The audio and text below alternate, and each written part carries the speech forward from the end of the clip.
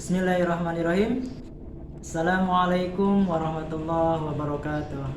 Izin memperkenalkan diri. Nama saya Fikri Agung Budi Hartono. Saya sebagai guru produktif multimedia dan guru produktif TKJ. Saya berasal dari SMK swasta di daerah Kabupaten Serang, Provinsi Banten, yaitu SMK Ikhlas Jawilan. Halo semuanya, sahabat rumah belajar. Kali ini saya akan membahas tentang dasar desain grafis yang diajarkan di kelas 10 jurusan multimedia dan jurusan TKJ. Baik sahabat rumah belajar, langsung saja kita ke materi. Apa itu desain grafis? Desain grafis diambil dari dua kata, yaitu desain dan grafis. Desain secara arti yaitu sebagai rancangan, sketsa, tipografi, dan sebagainya. Untuk grafis sendiri, tentu kalian sudah tahu, grafis itu adalah sebuah gambar, objek, sampel, atau ilustratif. Dan bisa kita simpulkan bahwa arti keseluruhan dari desain grafis yaitu bentuk komunikasi visual yang menggunakan gambar berupa teks ataupun tulisan ataupun gambar untuk menyampaikan informasi seefektif mungkin.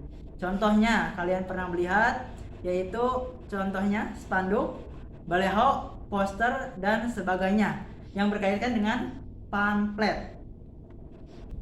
Baik sahabat rumah belajar, selanjutnya yaitu mengenai unsur yang terdapat pada desain grafis. Unsur itu adalah elemen penting yang harus kita tuangkan supaya mendapatkan value atau nilai ketika kita mendesain produk ataupun pamflet yang lainnya. Yang pertama, unsur pada desain grafis yaitu berupa garis atau line. Selanjutnya ada warna, ada ilustrasi, ada tekstur, dan ada gelap terang. Baik sahabat rumah belajar, kita lanjutkan mengenai prinsip dasar desain grafis. Ada beberapa prinsip yang terkandung pada desain grafis untuk meyakinkan sebuah nilai pada desain grafis, yaitu prinsipnya berupa kesatuan, keseimbangan, proporsi, irama, penekanan. 3. Di dalam sebuah desain grafis, tentu kita membutuhkan sebuah aplikasi atau software untuk menunjang pengolahan dari sebuah karya dari desain grafis. Software tersebut banyak sekali kita temui atau kita ketahui. Ada Adobe Photoshop, ada Adobe Illustrator, ada CorelDRAW, ada Corel Photo Point. Di sini kita harus meyakinkan bahwa desain grafis ada dua jenis gambar yang bisa kita olah atau kita buat desain. Yaitu yang pertama yaitu pengolahan gambar secara bitmap, yang kedua yaitu pengolahan gambar secara vektor. Dan tentunya software yang digunakan juga berbeda. Contoh dasar yaitu kita sering menggunakan dua software yang familiar atau sering banyak seorang desain gunakan. Yang pertama yaitu Adobe Photoshop. Kelebihan dalam Adobe Photoshop, dia untuk pengolahan gambar berbasis bitmap.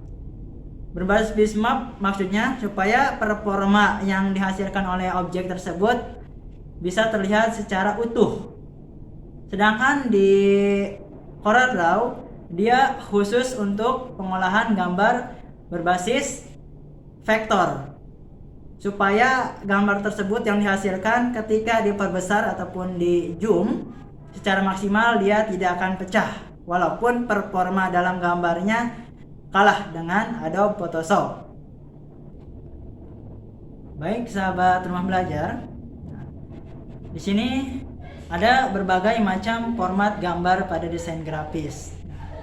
Yang sering kalian dengar yaitu JPG dan PNG. Secara keseluruhan ada juga yaitu PDF, PSD, BMP, GIF, dan sebagainya. Baik sahabat rumah belajar, kesimpulan dari materi tentang dasar desain grafis yaitu desain grafis digunakan untuk menyampaikan informasi menggunakan gambar ataupun teks untuk menyampaikan informasi seefektif mungkin. Contohnya tadi sudah saya jelaskan, yaitu spanduk, baleho, poster, brosur, dan sebagainya. Baik, itulah yang bisa saya sampaikan pada kesempatan hari ini. Tetap semangat.